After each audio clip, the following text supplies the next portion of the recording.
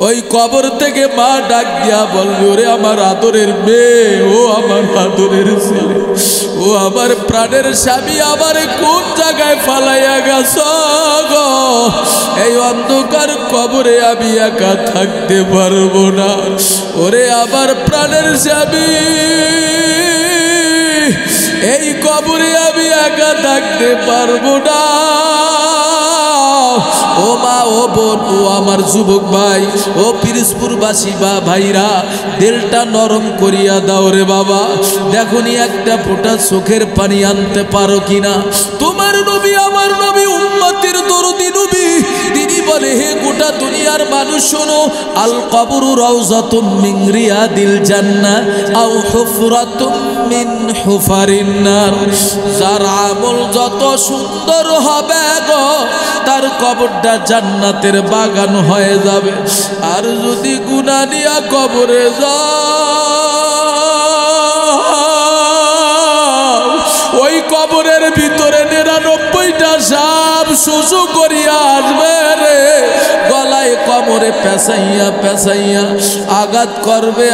আর তোমাকে নাফরমান বেঈমান গুনাহগারেরা চিল্লাইবে আর বলবে, আল্লাহ বাঁচাও, আল্লাহ বাঁচাও, আল্লাহ বাঁচাও। ওই কবরে কেউ বাঁচাইতে পারবে না। ও আম্মা জান রাবেয়া বসরিকে একদিন হাসান বসরি ডাক দিয়া বলে, এ রাবেয়া বসরি, আমি তোমারে বিবাহ করতে চাই। আরে রাবেয়া বসরি ডাক দিয়া বলে, হাসান বসরি রে, এ হাসান বসরি, তোর সঙ্গে আমি বিবাহ বসবো গো, তবে আমার 3টা শর্ত আছে। মারে হাসান বসরি ডাক দিয়া বলে, রাবেয়া বসরি কি 3টা শর্ত বল? বলে, আমার 3টা শর্ত হলো, 1 নম্বরে কবরের ভিতরে যে আল্লাহ তাআলা আমাকে 3টা প্রশ্ন করবে, মার রব্বুকা ওয়া মা দীনুকা ওয়া মান নাবিয়ুকা। ও গো হাসান বসরি, তুমি যদি আমার এই প্রশ্নের উত্তর দিতে পারো গো, আমি রাবেয়া বসরি তোমার সঙ্গে বিবাহে বন্ধনে রাজি হয়ে যাব। হাসান বসরি ডাক দেয়া বলে, রাবেয়া বসরি রে, ওই কবরে আমার ক্ষমতা নাই। এ রাবেয়া বসরি, ওই কবরে বাঁচাবার ক্ষমতা আমার নাই রে রাবেয়া বসরি। এ যুবক ভাই, আমার বৃদ্ধা বাবাজিরা, কোন দুনিয়ার মায়ায় পল্লা, কোন ক্ষমতার মায়ায় পল্লা, কোন ব্যবসার মায়ায় পড়ছো গো? ও আমার বোন, কোন দুনিয়ার মায়ায় পড়ছো? এই করোনার সময় কত বড় বড় টাকাওয়ালা, বাড়িওয়ালা, বড় বড় গাড়িওয়ালাকে স্বামীর কাছ থেকে স্ত্রীকে টান দিয়া নিয়ে গেছে, স্ত্রী কাছে যায় না। আরে স্বামী বইরা গেল, স্ত্রী কাছে যায় না, কারণ করোনা হবে, ভাইরাস তার ভিতরে ঢুকবে। স্ত্রী পর হয়ে গেল, ওই যে বাবা মারা গেল, ছেলে লাশটা পর্যন্ত ধরে না, কাছেও যায় না, কারণ ভয় পেয়েছে। এ যুবক, কোন দুনিয়ার মায়ায় পল্লা রে যুবক? কার নেশায় পড়ি আজকে তুমি নামাজ ছাইরা দিতেছো? কিসের মায়ায় পইরা নামাজ ছাইরা দিতেছ? হাসান বসরি ডাক দিয়া বলে, রাবেয়া বসরি, আমি এই প্রশ্নের উত্তর দিতে পারবো না। রাবেয়া বসরি ডাক দিয়া বলে, হাসান বসরি, এ হাসান বসরি, তুমি যদি হাসরের ময়দানে আমারে মিজানের পাল্লায় যখন আমার 80-90 বছরের ইবাদত যখন মিজানের পাল্লায় ওজন দেওয়া হবে, ওই দিন আমি রাবেয়া বসরির আমল নামাটা বাড়ি হবে না, বদের পাল্লাটা বাড়ি হয়ে যাবে রে হাসান বসরি। তুমি যদি আমার এই প্রশ্নের উত্তর দিতে পারো গো, আমি রাবেয়া বসরি ওয়াদা করলাম তোমার সঙ্গে আমি বিবাহ বসবো। হাসান বসরি ডাক দেয়া বলে, রাবেয়া বসরি রে, আমি তোমারে গ্যারান্টি দিতে পারবো না। ও যুবক, ও আমার ভাইরা, ও বেনামাজি ভাইরা, সুদ খাওয়ান্না ভাইরা, ও ঘুষ খাওয়ান্না ভাইরা, ও হারাম খাওয়ান্না ভাইরা, মিথ্যাখোর ভাইরা, ওই হাসরের ময়দানে কেউ কারো বাঁচাইতে পারবে না। ওই হাসরের ময়দানে বাঁচাবার মালিক কে? জবানটা খুলে বলো, একটু জোরে ডাক দাও কে? আর জোরে ডাক দাও কে? ওই হাসরের ময়দানে বাঁচাবার মালিক হলো আল্লাহ। রাবেয়া বসরি ডাক দেয়া বলে, হাসান বসরি, হাসরের ময়দানে আমাকে আল্লাহ তাআলা যে পলসিরাত রাখছেন 30,000-এর পলসিরাত, ওই পলসিরাত আমি পার হইয়া যাইতে পারবো কিনা তুমি আমারে যদি গ্যারান্টি দিতে পারো, আমি তোমার সঙ্গে বিবাহে বন্ধনে রাজি হয়ে যাব। হাসান বসরি ডাক দিয়া বলে, রাবেয়া বসরি রে,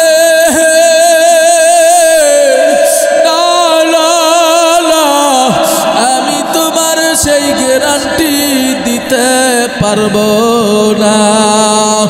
ও তুই এই দুনিয়ার মায়ায় পরে করছ কত বাহানা, এই যে নয় তোর আসল বাড়ি, কবর যে তোর আসল ঠিকানা। একটু জবান খুলে বলা যাবে ভাইজান? ও তুই এই দুনিয়ার মায়ায় পরে করছ কত বাহানা, এই যে নয় তোর আসল বাড়ি, কবর যে তোর আসল ঠিকানা। ভাই বেরাদার যারাই ছিল একে একে সব হারালো, তুমি আমি কেউ রব না, তুমি আমি কেউ রব না, যেতে হবে রওয়ানা, এই যে নয় তোর আসল বাড়ি, কবর যে তোর আসল ঠিকানা। থাকতে পারবেন? আর কথা বলেন না কেন? থাকতে পারবেন? তাহলে সবাই বলেন, ও তুই এই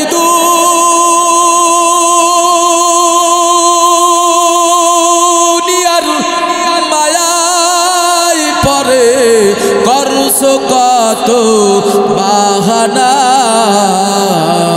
এই যে নয় তোর আসল বাড়ি, কবর যে তোর আসল ঠিকানা, এই যে নয় তোর আসল বাড়ি, কবর যে তোর আসল ঠিকানা। ও আমার যুবক ভাই, ও আমার বৃদ্ধা বাবাজিরা, গভীর মনোযোগ হবে রে যুবক, অল্প সময়ের ভিতরে আমি নেমে যাব গো। ও যুবক ভাই, একদিন ব্যাপী ওয়াজ মাহফিল লাগাইছো রে যুবক, মার মনে কষ্ট দিবি না রে যুবক, বাবার মনে কষ্ট দিবা না রে যুবক, কপালে লেখা নিতে পারো রে যুবক।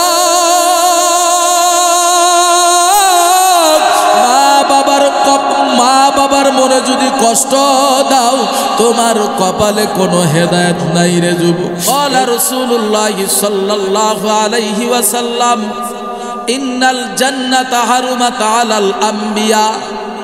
মায়ার নবী বলে, সাহাবারা, আমি নবী জান্নাতে না যাওয়া পর্যন্ত অন্য কোন নবী জান্নাতে যাওয়া সম্পূর্ণরূপে হারাম। ওগো সাহাবারা, ভালো কইরা শোনো গো, আমি নবীর উম্মত জান্নাতে না যাওয়া পর্যন্ত অন্য কোন নবীর উম্মত জান্নাতে যাইতে পারবে না। এবার সবাই বলেন, আপনার আমার নবীর উম্মত আপনার আমি যে হইতে পেরেছি, এই জন্য খুশি না বেজার? আল্লাহু আকবার।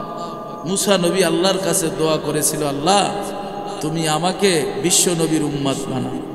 ওগো আল্লাহ, তুমি আমাকে এই জমানার নবী মুসা কালিমুল্লাহ না বানাইয়া তুমি আমাকে বিশ্ব নবীর উম্মত বানাও।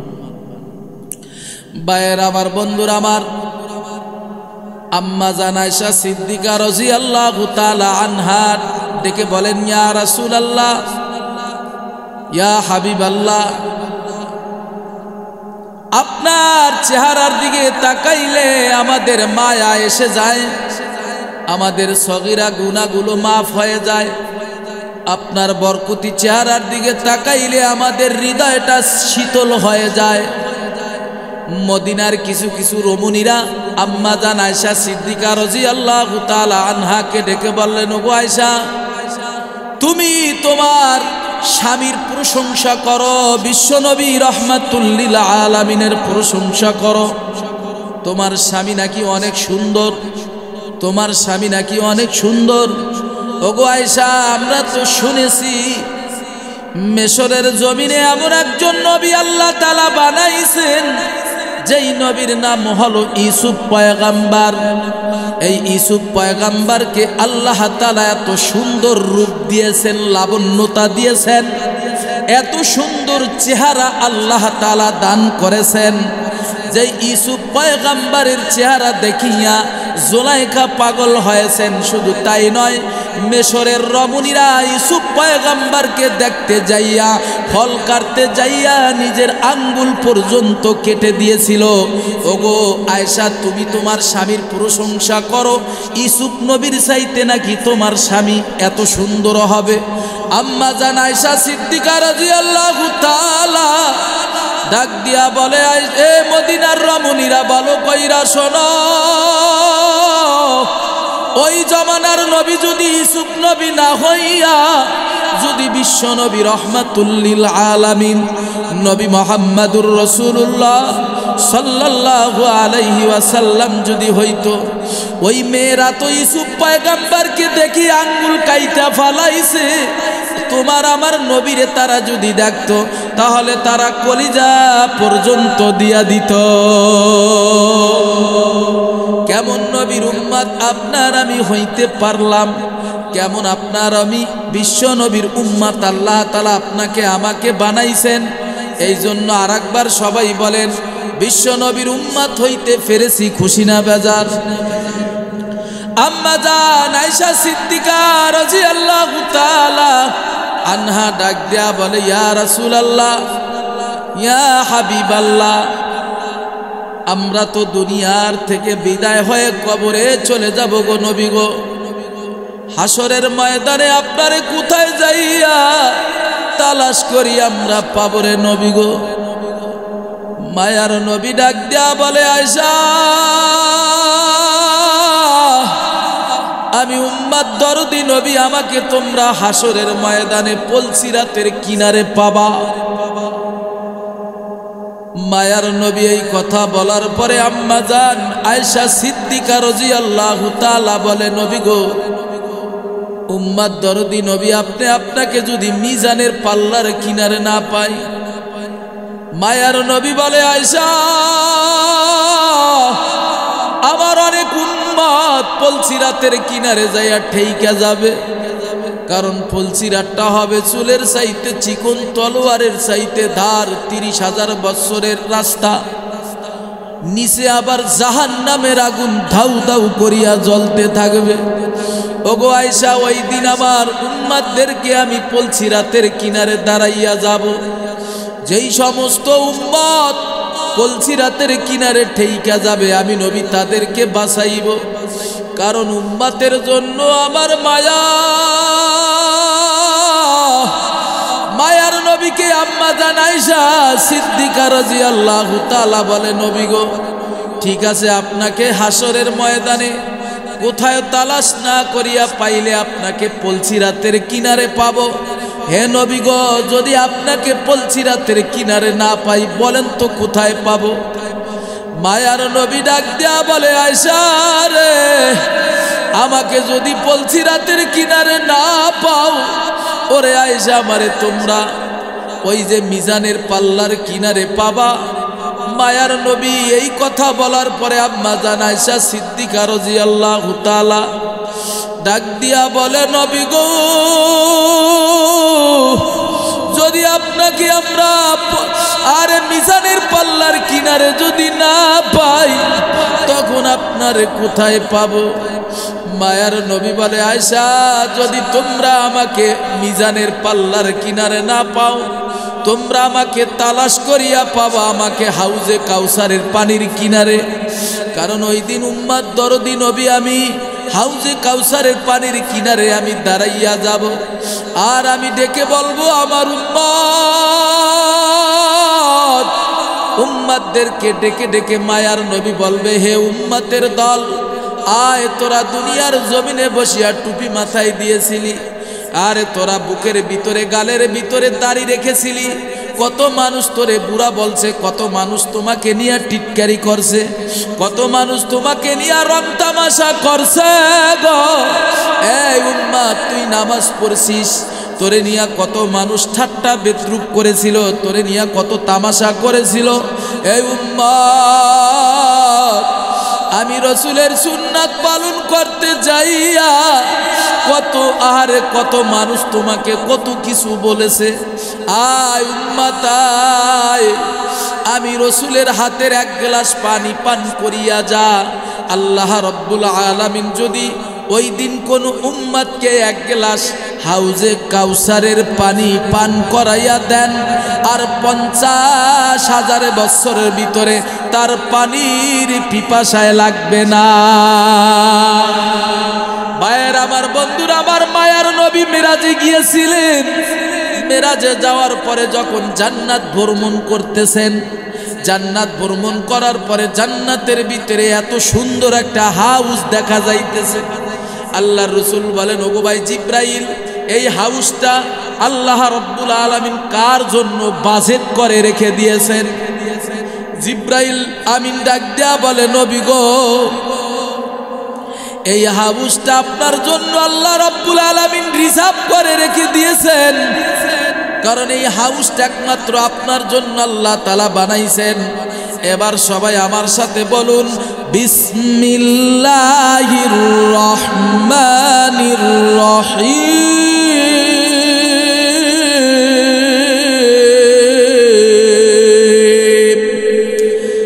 ইন্না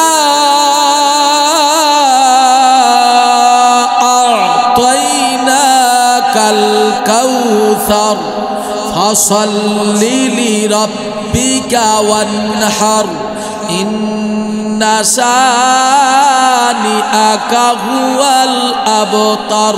আল্লাহু আকবার। আল্লাহ রব্বুল আলামিন বলেন, নিশ্চয় নিশ্চয় হে নবী, আপনাকে আমি হাউজে কাউসার দান করিয়াছি। জোরে কোন সুবহানাল্লাহ। একটু এই কোরআনের আয়াত সম্পর্কে একটু বিশ্লেষণ করি রে বাবা। আল্লাহ রব্বুল আলামিন বললেন, নিশ্চয় নিশ্চয় হে নবী, আপনার উপরে আমি আল্লাহ তাআলা হাউজে কাউসার দান করিয়াছি আপনাকে। এই হাউজে কাউসার আল্লাহ রব্বুল আলামিন নবীর উপরে দান করলেন। মায়ার নবী যখন জান্নাতে যাইয়া এই হাউসটা দেখলেন, এই হাউসটা দেখার পরে মায়ার নবী দুনিয়ার জমিনে আসিয়া সাহাবীদেরকে ডেকে বললে, সাহাবারা শোনো, সাহাবারা, আমি জান্নাত ভ্রমণ করলাম গো। জান্নাতের ভিতরে এত সুন্দর একটা আমি হাউস দেখলাম, হাউজে কাউসারের পানি নামে একটা হাউস দেখলাম। এই পানিটা হলো এত সুন্দর মিষ্টি, দুনিয়ার কোনো পানি না, কোনো খাল বিলের পানি না, কোনো নদ নদীর পানি না, কোনো টিউবওয়েলের পানি না, কোনো ফ্রিজের পানি না। এই পানিটা হলো আমার মাওলার কুদরতি পানি গো। এই পানিটা হবে দুধের চাইতে সাদা, এত সুন্দর মিষ্টি হবে। ও সাহাবারা, এই পানিটা আল্লাহ রব্বুল আলামিন আমার জন্য রিজার্ভ করে রেখে দিয়েছেন।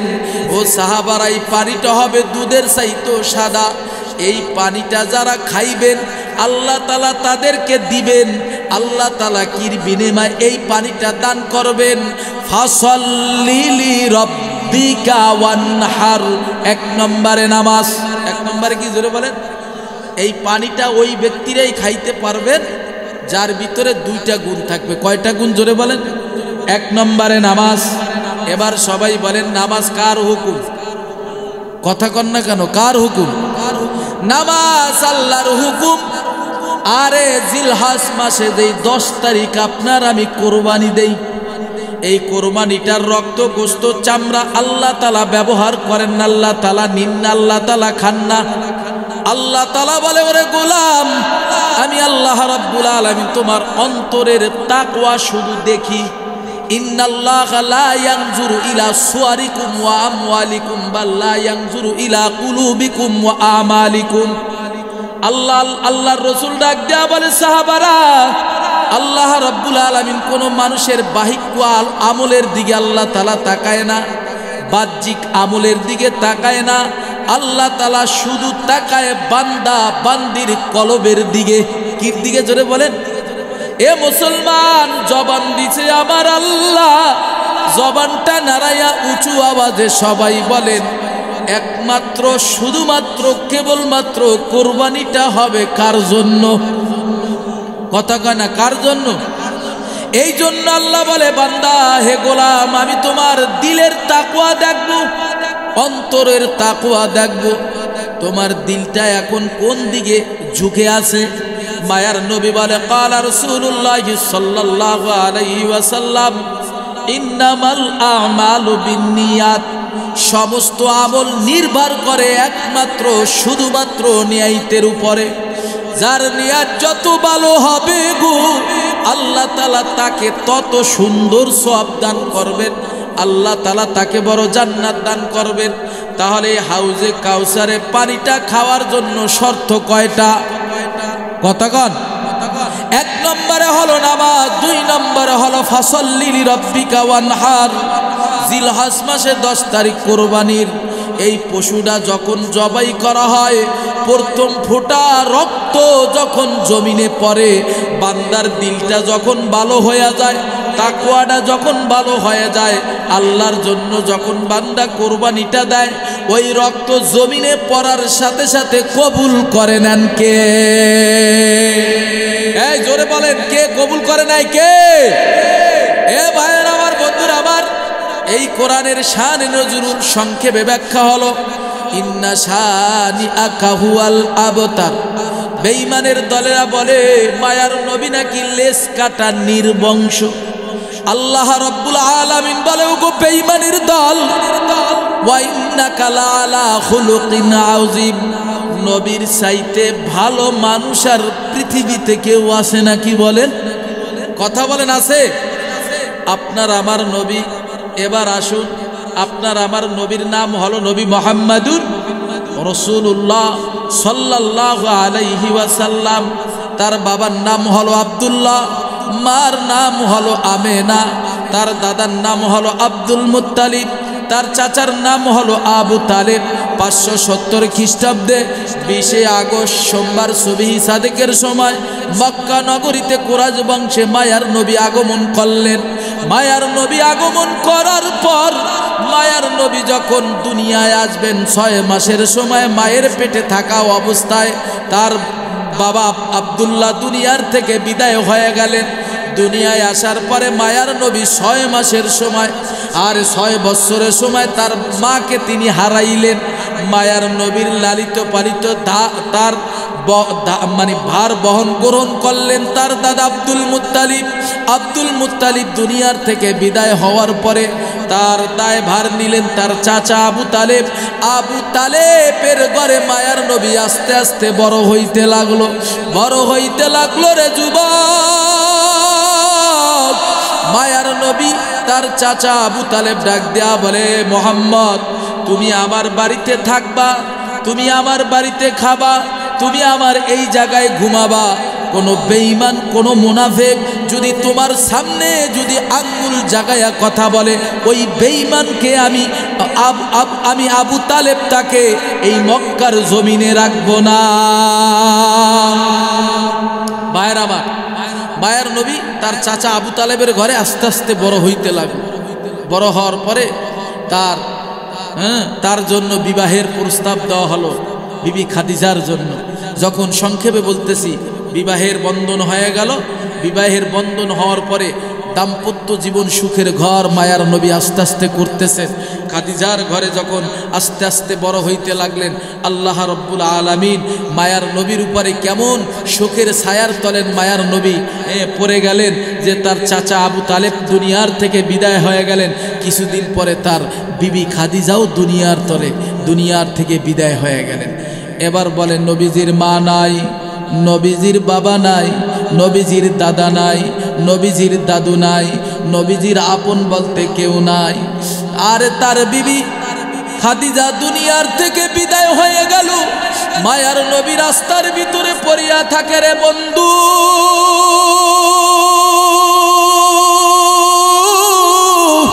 আবু জাহেল মায়ার নবীরে ডাক দেয়া বলে, আব্দুল্লাহর ছেলে মোহাম্মদ, তুমি বহু জ্বালান জানাইতেছো আমাদেরকে, তুমি আমাদের আর বাপ দাদার ধর্মের বিরুদ্ধে কথা বলো, তুমি আমাদেরকে লাতের বিরুদ্ধে কথা বলো, তুমি আমাদের লামানাতের বিরুদ্ধে কথা বলো।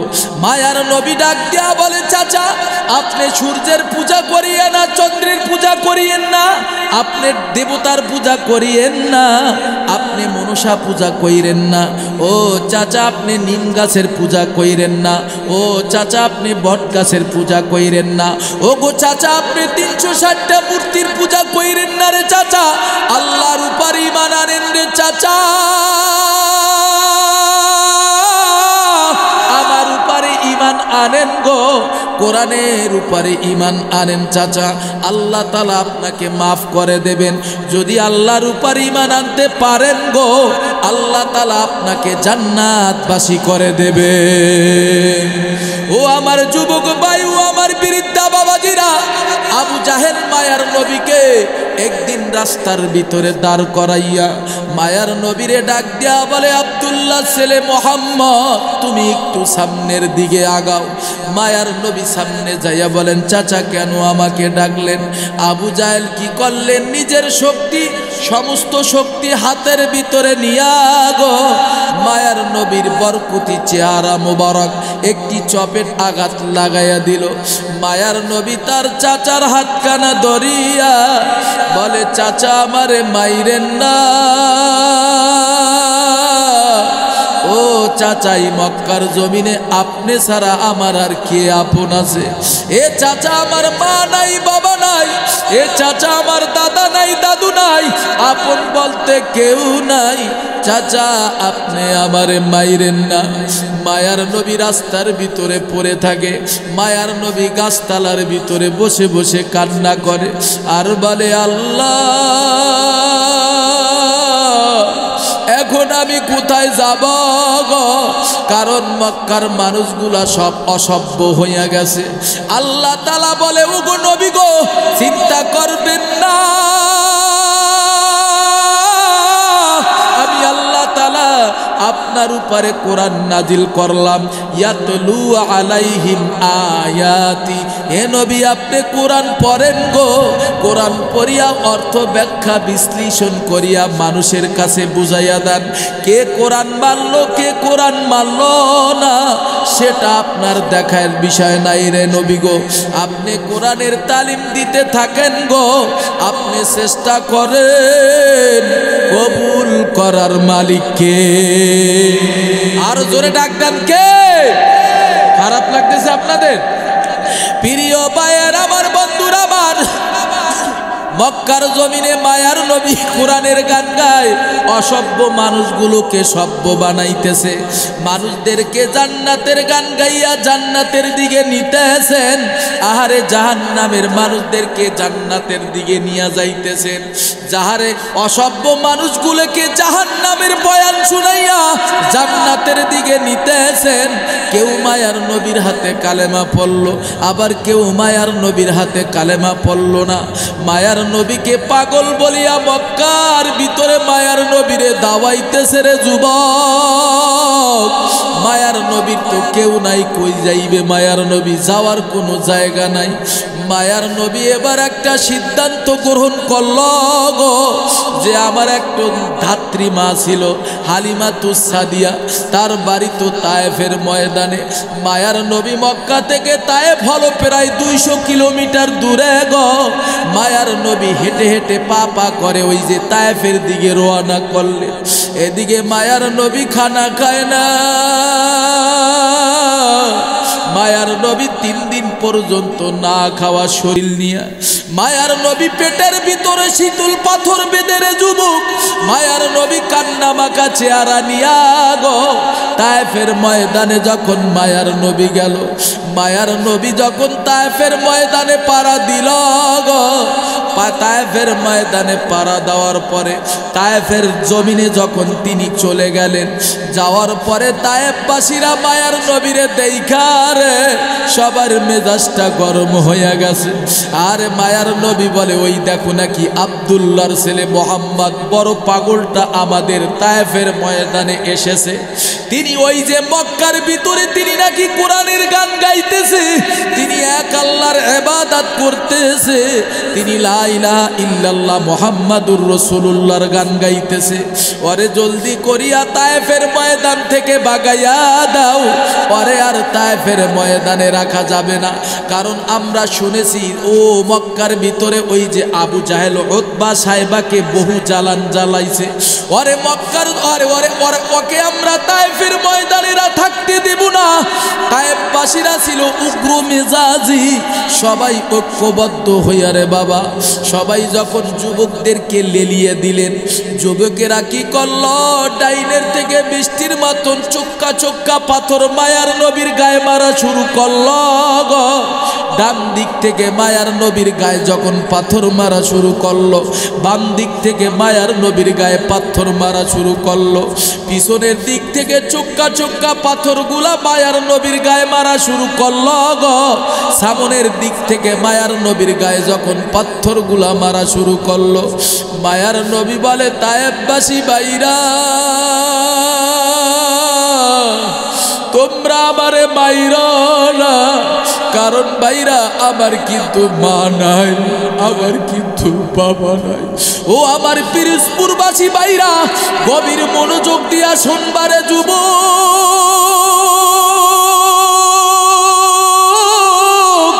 বিশ্ব নবীর ইতিহাসটা ভালো কইরা শুনবা গো।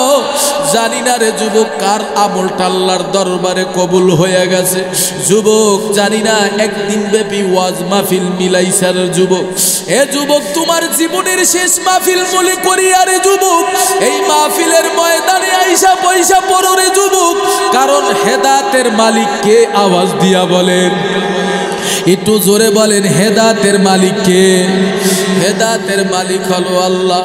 মায়ার নবী বলে, তায়েফবাসীরা আবার তোমরা বাইরো না, বাইরো না, কারণ আমার কিন্তু মাও নাই, আমার বাবাও নাই, আমার দাদা নাই, আমার দাদু নাই, আমার আপন বলতে কেউ নাই রে। তায়েফবাসীরা শোনো,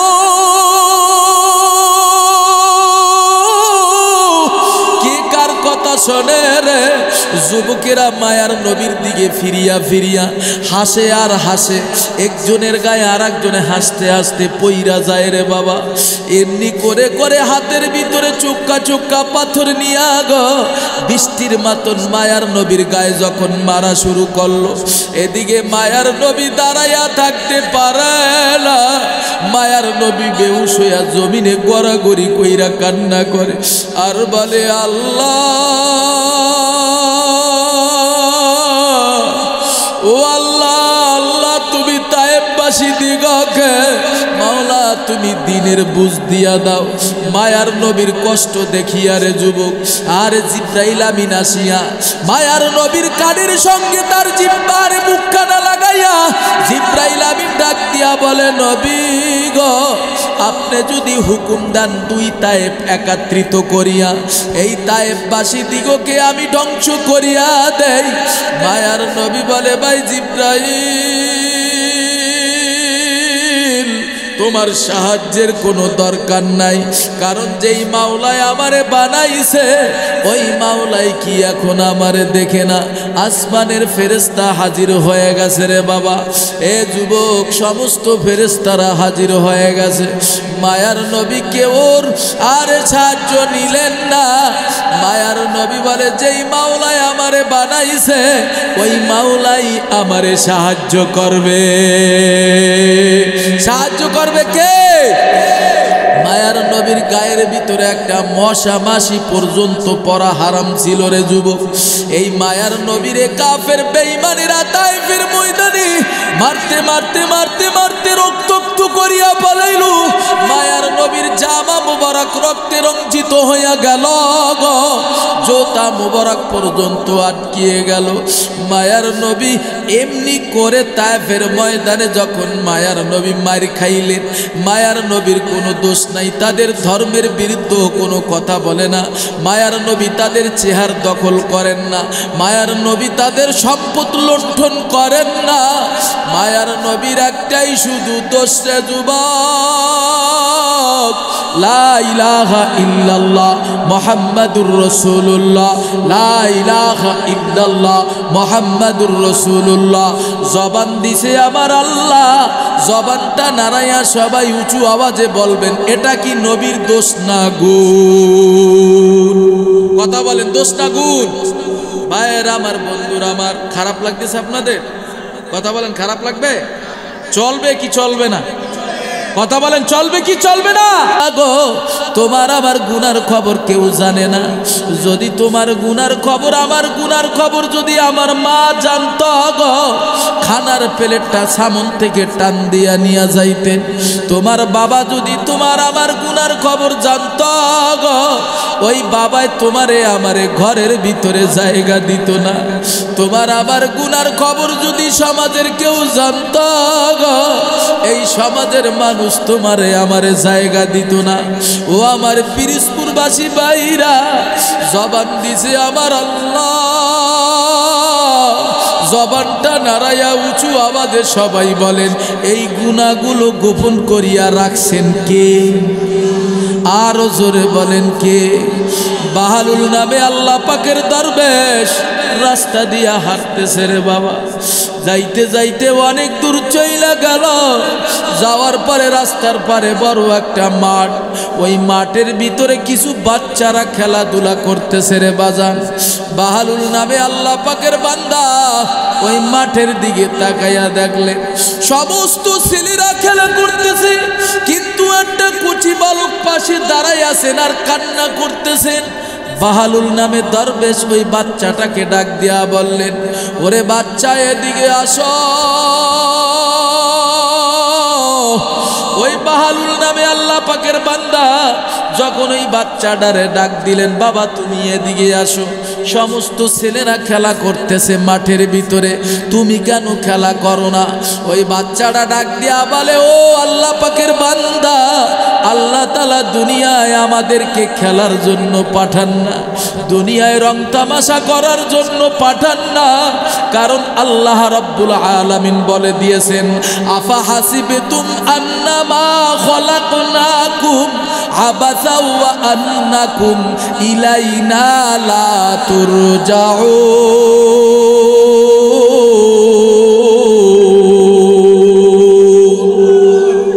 আল্লাহ তাআলা আমাদেরকে বেহুদাও বানায় না।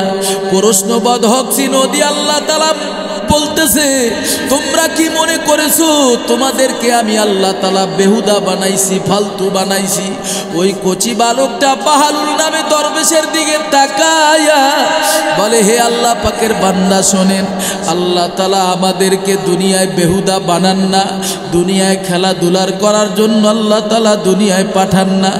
বাহালুল নামে দরবেশ ওই বাচ্চাটার চেহারার দিকে তাকাইয়া বলে, বাবা তুমি তো একটা কচি বালক, তোমার ভিতরে আবার কিসের ভয়? তুমি আবার কিসের জাহান্নামের ভয় করো? ওই বাচ্চাটা বলে, ওরে আল্লাহর পাকের বান্দা, আপনি ভালো কইরা শোনেন, আমি যখন বাড়িতে থাকি তখন আমার আম্মা জানকে আমি দেখি, আমার মা জননী যখন চুলার ভিতরে পাতিল দিয়া যখন ভাত রান্না করে, আমি আমার মাকে দেখেছি, আমার মা ছোট ছোট লাড়কিগুলো আগে চুলার ভিতরে ঢুকায় রে, তারপরে বড় লাড়কিগুলো দেয়। কারণ যুবক, আল্লাহ রব্বুল আলামিন বলেছেন, ওয়াকুদুহান নাসু ওয়াল হিজারা উইদ্দাত লিল কাফিরিন। এ আমার যুবক ভাই এই আমার পর্দার অন্তরে মা বোনেরা, এরে মাগো কেন বয়ান শুনবে না রে মাগো, দিলের কান দিয়া কথাগুলা শোনো গো। কারণ মাগো হেদায়েত কিন্তু নবীর হাতও আল্লাহ তাআলা দান করেন না, কোনো বক্তার হাতও আল্লাহ তাআলা হেদায়েত দান করেন না। জবান দিছে আমার আল্লাহ, জবানটা নাড়ায়া উঁচু আওয়াজে সবাই বলেন হেদায়েতের মালিক কে? কারণ জাহান্নামের ভিতরে আল্লাহ রব্বুল আলামিন বেঈমান মুনাফিকদেরকে দিয়া জাহান্নামের আগুন জ্বালাইবে। ওই যুবকটা বালুল দরবেশে ডাক দিয়া বলে, আমি আমার আম্মা জানরে দেখেছি, তিনি আগে ছোট ছোট লার্কি গুলা দিয়া তিনি জাল ধরাইছেন, আগুন ধরাইছেন, ভাত পাক করছেন। এ বাহালুল নামে আল্লাহ পাকের বান্দা শোনে, আমার মনে বড় ভয়, কোদানা গাছটা যদি আমি মরে যাই, ওই বলবে মা কথা বলো গো, মায়ার কথা বলবে না রে যুবক, মায়ার হাত নাড়াইতে পারবে না, পাও নাড়াইতে পারবে না। আর কি করবে? মারে জলদি করিয়া হাতের চুরিটা খুইলা ফালাইবে। ও আম্মা জান আপনার নাকের ফুল খুইলা ফালাইবে, ও আম্মা জান আপনার কানের দুলটা খুইলা ফালাইবে, ও আম্মা জান আপনার গলার দামিও সিনটা ছিঁড়ে ফেলবে রে আম্মা জান। আপনার পায়ের নুপুর খুলিয়া গোসল করাইয়া সাদা কাপড়ের ভিতরে প্যাকেট বানাইয়া খাটিয়ানির ভিতরে চড়াইয়া রে মাগো ওই অন্ধকার গহীন অন্ধকার কবরে নিয়ে যাবে রে মাগো। ওই কবরের ভিতরে দুইজন লাফাইয়া পড়বে রে মাগো। তোমার আপন আত্মীয়র ভিতরে একজন পায়ের ভিতরে ধরবে গো, আর একজন মাথায় ধরবে রে আম্মা জান। মাজার ভিতরে গামছা লাগাইয়া কবরের ভিতরে থোয়ার পরে পায়ের মুষ্টিটা খুলে দেবে রে আম্মা জান। এ পিরোজপুরের মা, এ আমার বোনেরা, কান দুইটা সোজা করিয়া মাগো কথাগুলা শোনো, দিলটা নরম করো। মায়ার নবী বলে, ও গো সাহাবারা, ইবুকু ইবুকু ইবুকু, কম হাসো বেশি কাঁদো। দুনিয়ায় কত হাসলা, কত কিছুই তো দুনিয়ায় কল্লারে মাগো। দেখুনি একটা মাসি কোনি পক্কনা পরিমাণ চোখের পানি আনতে পারো কিনারে মাগো। যখন তোমারে কবরে রাখবে রে, পায়ের মুষ্টিটা আস্তে করে খুলে দেবে, মাথার মুষ্টিটা খুলে দেবে, তোমার মুখখানা মা কেবলা দিকে করে দেবে, কেবলা মুখী করে দেবে রে মাগো। আরে সবাই লাফায়া লাফায়া কবর থেকে উঠে যাবে রে মাগো। সর্বপ্রথম বাঁশের ছাউনি, তারপরে কলা পাতা, তারপরে মাটি, মাটির উপরে মাটি দিয়া সবাই ঘরে যাইয়া বাতি জ্বালাইয়া জানালা কপাট আটকাইয়া ঘুমাইবে রে মা। ওই কবর থেকে মা ডাক দিয়া বলবে, ওরে আমার আদরের মেয়ে, ও আমার আদরের ছেলে, ও আমার প্রাণের স্বামী, আমারে কোন জায়গায় ফালাইয়া গেছ গো? এই অন্ধকার কবরে আমি একা থাকতে পারবো না। ওরে আমার প্রাণের স্বামী, এই কবরে আমি একা থাকতে পারবো না। ও মা, ও বোন, ও আমার যুবক ভাই, ও পিরোজপুরবাসী বা ভাইরা, দিলটা নরম করিয়া দাও রে বাবা। দেখুনি একটা ফোঁটা চোখের পানি আনতে পারো কিনা। তোমার নবী, আমার নবী, উম্মতের দরদি নবী, তিনি বলে, হে গোটা দুনিয়ার মানুষ শোনো, আল কবরু রাউযাতুম মিন রিয়াদিল জান্নাহ আও হুফরাতুম মিন হুফারিন নার। যার আমল যত সুন্দর হবে গো, তার কবরটা জান্নাতের বাগান হয়ে যাবে। আর যদি গুনাহ নিয়া কবরে যাও, ওই কবরের ভিতরে 99টা সাপ শুশু করিয়া আসবে রে, গলায় কোমরে পেঁচাইয়া পেঁচাইয়া আঘাত করবে। আর তোমাকে নাফরমান বেঈমান গুনাহগারেরা চিল্লাইবে আর বলবে, আল্লাহ বাঁচাও, আল্লাহ বাঁচাও, আল্লাহ বাঁচাও। ওই কবরে কেউ বাঁচাইতে পারবে না। ও আম্মা জান রাবেয়া বসরিকে একদিন হাসান বসরি ডাক দিয়া বলে, এ রাবেয়া বসরি, আমি তোমারে বিবাহ করতে চাই, দেয়া বলে হাসান বসরি রে, এ হাসান বসরি তোর সঙ্গে আমি বিবাহ বসবো, তবে আমার তিনটা শর্ত আছে। বারে হাসান বসরি ডাক দেয়া বলে রাবেয়া বসরি কি তিনটা শর্ত বল। বলে আমার তিনটা শর্ত হলো, এক নম্বরে কবরের ভিতরে যে আল্লাহ তাআলা আমাকে তিনটা প্রশ্ন করবে, মার রব্বুকা ওয়া মা দীনুকা ওয়া মান নাবিয়ুকা। ওগো হাসান বসরি তুমি যদি আমার এই প্রশ্নের উত্তর দিতে পারো গো, আমি রাবেয়া বসরি তোমার সঙ্গে বিবাহে বন্ধনে রাজি হয়ে যাব। হাসান বসরি ডাক দেয়া বলে রাবেয়া বসরি রে, ওই কবরে আমার ক্ষমতা নাই, এ রাবেয়া বসরি ওই কবরে বাঁচাবার ক্ষমতা আমার নাই রে রাবেয়া বসরি।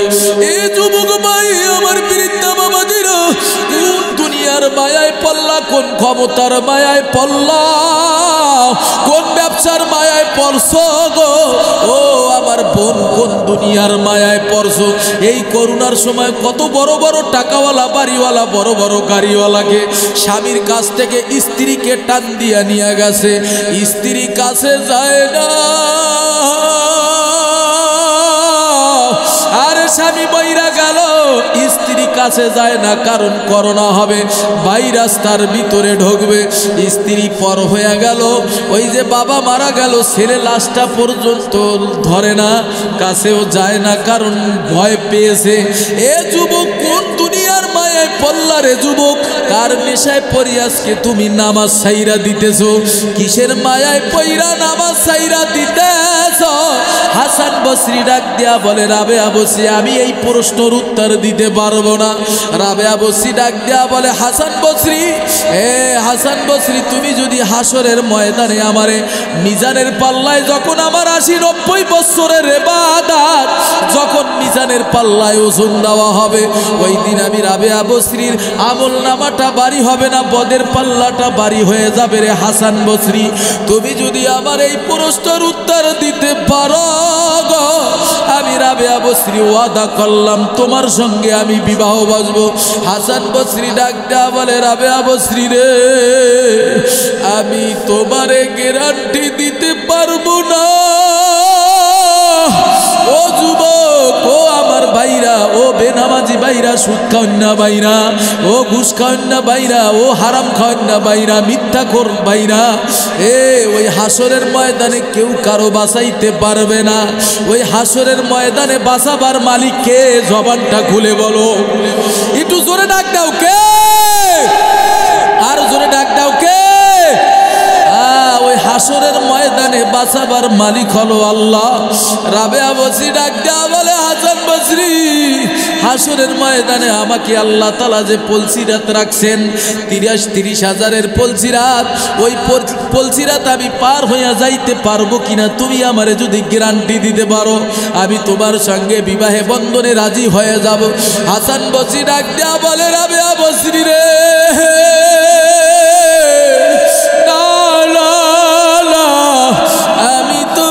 সেই গ্যারান্টি দিতে পারবো না। ও তুই এই দুনিয়ার মায়ায় পরে করছ কত বাহানা, এই যে নয় তোর আসল বাড়ি, কবর যে তোর আসল ঠিকানা। একটু জবান খুলে বলা যাবে ভাইজান?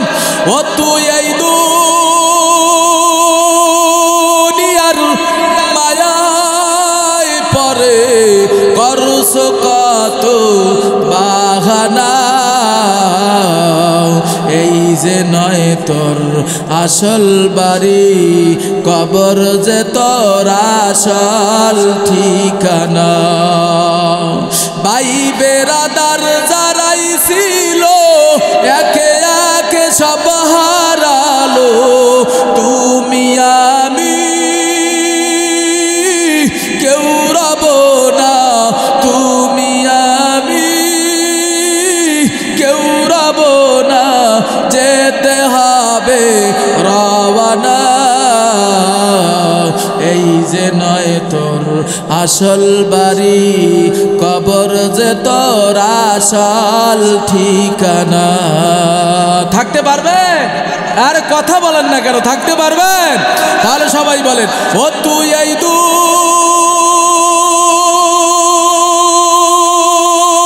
দুনিয়ার মায়ায় পরে করছো কত বাহানা,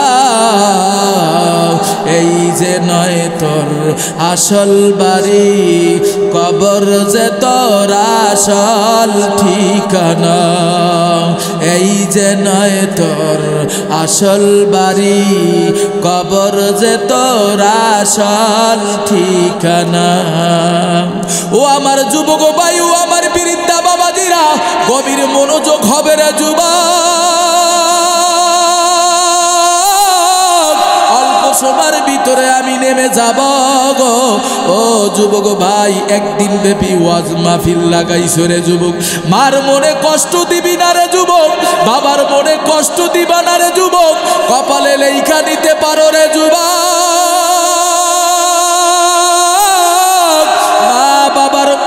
মা বাবার মনে যদি কষ্ট দাও, তোমার কপালে কোনো হেদায়েত নাই রে যুবক। এ যুবক, আজকে 11টা বছর হইল মা হারাইলাম। মা কি জিনিস এখন বুঝি গো, জানি না রে যুবক। আজকে বাড়িতে যাওয়ার পরে কার দরজার পাশে মা দরজাটা খুইলা দিবি, এমনও আল্লাহ পাকের বান্দা আছে রে। ওই বাড়িতে যাওয়ার পরে, দরজার কাছে যাওয়ার পরে মা দরজা খুলে দেবে না, কারণ ও আমার বৃদ্ধা বাবা, ও আমার যুবক ভাই, হাত দিয়া মায়ের কবরে রাখছো, এই হাত দিয়া বাবারে কবরে রাখছো গো। এই মার লাইগা কি মায়া নাই রে যুবক? এই বাবার লাইগা মায়া নাই রে যুবক।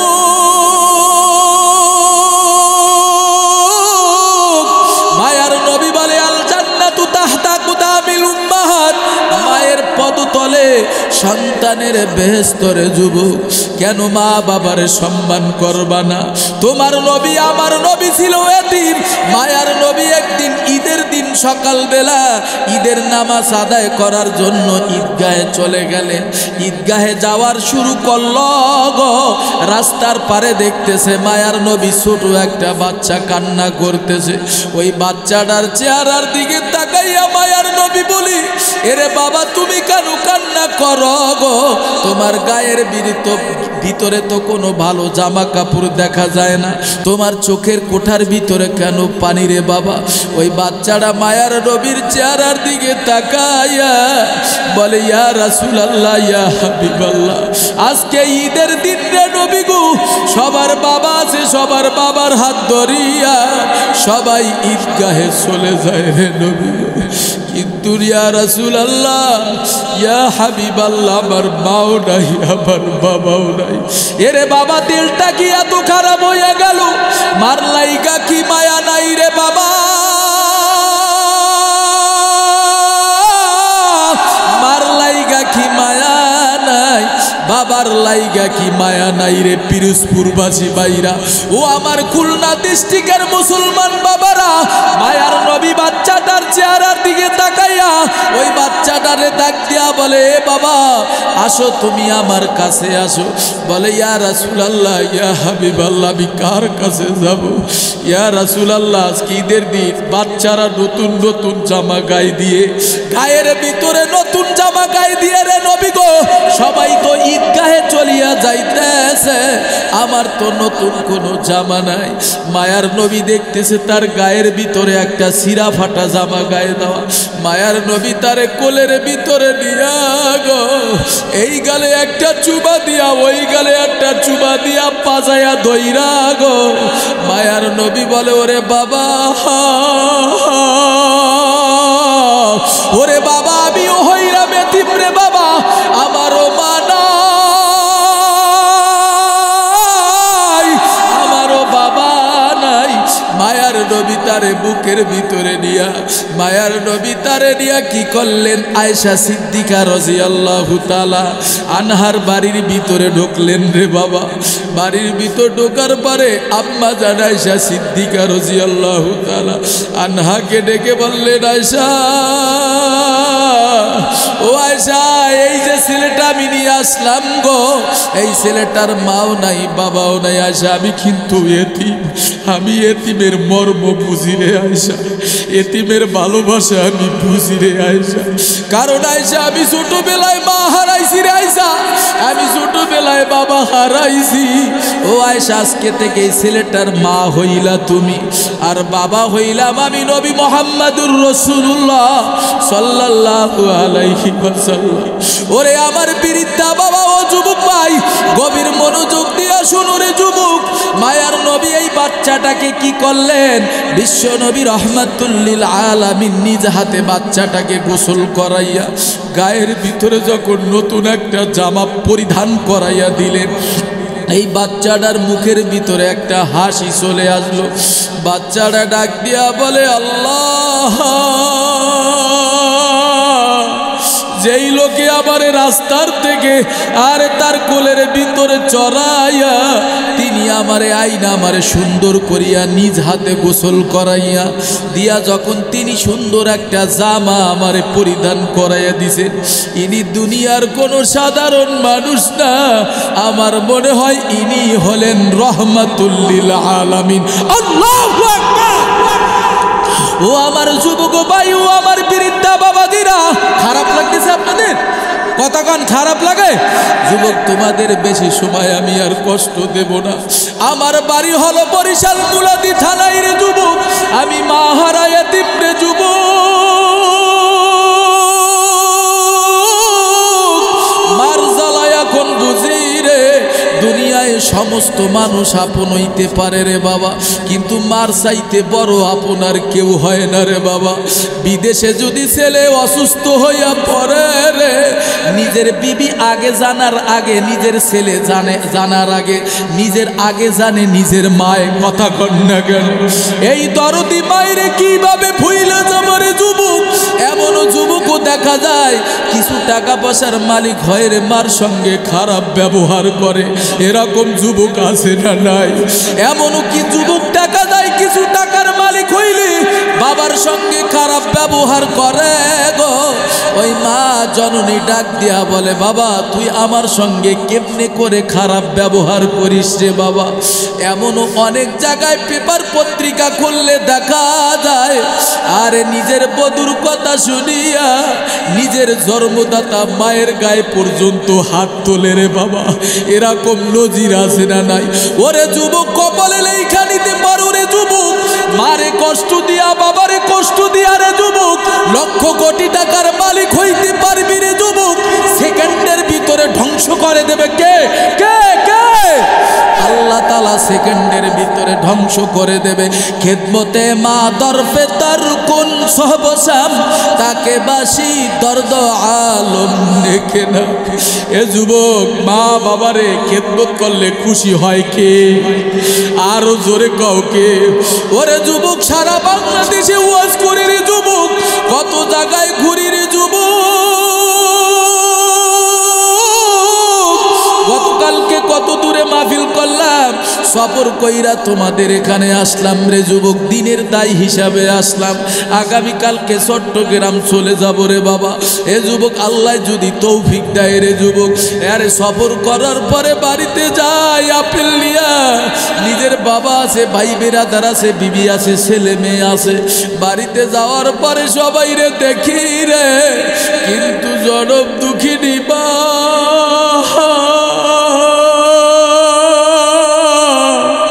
মায়েরে দেখি না রে বাবা। ওরে যুবকে হাত দিয়ে একটু মায়ের কবরে রাখছো, ওই মা কবর থেকে ডাক দিয়া বলে, সন্তান আমি মায়ের কবরে বেশি ভালো নাই, আমি বাবাই বেশি কবরে ভালো নাই। ও বাবা, আমার জন্য দোয়া কর, আমার মার কবরের হালাত বেশি ভালো না, আমি মার কবরের হালাত বেশি ভালো না রে বাবা। ও বাবা, আমার জন্য দোয়া কর গো। ও যুবক, মায়ের কষ্ট দিয়া তুই লক্ষ কোটি টাকার মালিক হইতে পারিস। এ যুবক, তুই 10 বিঘা সম্পদের মালিক হইতে পারিস, 10 তলা বিল্ডিং এর মালিক হইতে পারবা গো। মা বরদোয়া পারলে সেকেন্ডের ভিতরে ধ্বংস করে দেবে কে? আরো জোরে কন কে? আরে এমনও খবর পাওয়া যায় রে বাবা, ওই ছেলে যখন কি করলো, বিবাহ শাদী করার পর ওই বধূকে নিয়ে খুলনা বড় বড় শহরের ভিতরে বড় বড় ফ্ল্যাট বাসা নিয়ে এসি রুমের ভিতরে থাকে। ওই যে ঢাকার শহরে গুলশান বননির ভিতরে আর বড় বড় বিল্ডিং এর ভিতরে এসি রুমের ভিতরে থাকে, এয়ার কন্ডিশনের ভিতরে থাকে। কিন্তু যুবক বাড়িতে বৃদ্ধা বাবু,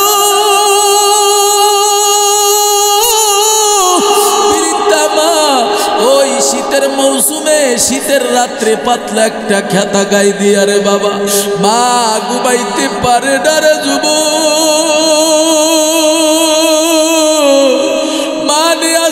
আর বলে বাবা তুই আজকে তোর বধূকে নিয়ে ছেলে সন্তানদেরকে নিয়ে বাবা তুই যে ঢাকার শহরে বড় বড় ফ্ল্যাট বাসা নিয়ে ঘুমাস, ভালো ভালো জিনিস আপ্যায়ন করস রে বাবা। এ যুবক এই বাংলাদেশে এমন নজির আছে রে, ছেলে কি করে বধূর কথা শুনিয়া বাজার থেকে কি করে বড় বড় মাছটা কিনে আনে, আপেলের প্যাকেটটা আনে, আনার পরে নিজের মার কাছে দেয় না, নিজের ঘরে যাইয়া নিজের বধূকে নিয়ে ছেলে সন্তানদেরকে নিয়ে খায়। মা মা জানালার পাক দিয়া তাকাইয়া বলে রে বাবা তুই তোর ছোট ছোট ছেলেদেরকে নিয়ে খাস, এ বাবা তোর সন্তানদেরকে নিয়ে খাস রে বাবা। আমি ছোটবেলায় তোরে ওরকম আমি মজা কইরা খাইছি রে বাবা, এখন আমি মা পুরা হইয়া গেলাম। আজকে তুই আপেলের প্যাকেটটা তোর ছেলে সন্তানদেরকে নিয়ে খাস রে বাবা, এ তোর বধূকে নিয়ে খাস রে বাবা। এ বাবা তুই কি বুইলা গেছ? এ বাবা যখন তুই আমার গর্বে ছিলি রে বাবা, ওই যে বহুত পাহাড় পরিমাণ বোঝা আমি মা বহন করেছি। এ বাবা তুই যখন দুনিয়ায় আসলি রে বাবা, আমার পেটের রক্ত খিল্লার কান্দায় স্রোতের সঙ্গে গেছে রে বাবা, আমি ওই রক্তের দিকে তাকাই না রে বাবা, আমি তোর চেহারার দিকে তাকাইয়া